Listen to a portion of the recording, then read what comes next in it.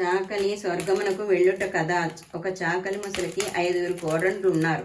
ఆ చాకలి ఆశ్వేజ బహుళ అమావాస్య మొదలు కార్తీక బహుళ అమావాస్య వరకు తెల్లవారుజామునే లేచి ఏటిలో స్నానం చేసి దీపం పెట్టుకుని చుండెడిది. అలా ఒక నెలలు చేసిన పిమ్మట కార్తీక బహుళ అమావాస్య నాడు చిన్న కోళ్ళని ఇంటికి కాపలాగా ఉంచి పెద్ద కోళ్ళు 4 వెంట పెట్టుకుని నది ఒడ్డునకు వెళ్ళిన. ఆ చిన్న కోడలు చల్ల చేసిన కౌన్న కంటి ఉన్న వెన్న తీసి పత్తి చెట్టు కింద రాలిన పత్తితో ఒత్తి చేసి ప్రమిదలో పెట్టుకుని నూతి దగ్గర స్నానం చేసి జ్యోతిని వెలిగించుకుంది. కానీ అత్తగారు వచ్చి తిట్టుననే భయంతో ఆ దీపం మీద చాకలి పాలన పెట్టింది. దేవతలు దాన్ని భక్తికి మెచ్చి విమానం పంపి దాన్ని బొందితో స్వర్గమునకు రప్పించింది. ఆ విమానంలో ఉన్న చాకలి దాని చిన్న కోటలను చూచి దగ్గర ఉన్న వారందరూ చాకలి పోలి స్వర్గమునకు వెళ్ళుచున్నదని ఆశ్చర్యపడసాగి. ఆ మాటలు విని చాకలి దాని 4 కోడళ్ళను పైకి చూచింది. అంతలో పోలి ఎక్కిన విమానం వారి నెత్తి మీద నుండి పోవుచుండెను. వారు వెంటనే పోలి కాళ్ళు పట్టుకుని స్వర్గమును పోవుచుండెను.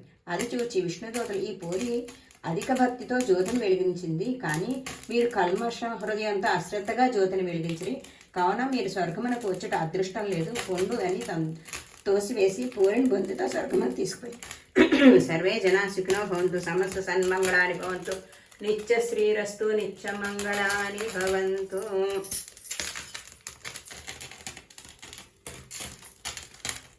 జయ హారతి గను పార్వతి జలమేళనమ్మ మము బ్రోవుమమ్మ, జలమేళనమ్మ మము బ్రోవుమమ్మ.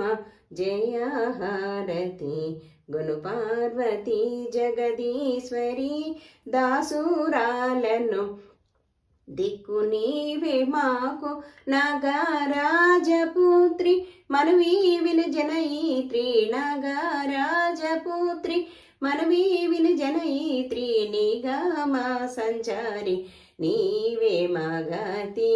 జయ హారతి గును పార్వతి జగదీశ్వరి దాసురాలను దిక్కు నీవే మాకు.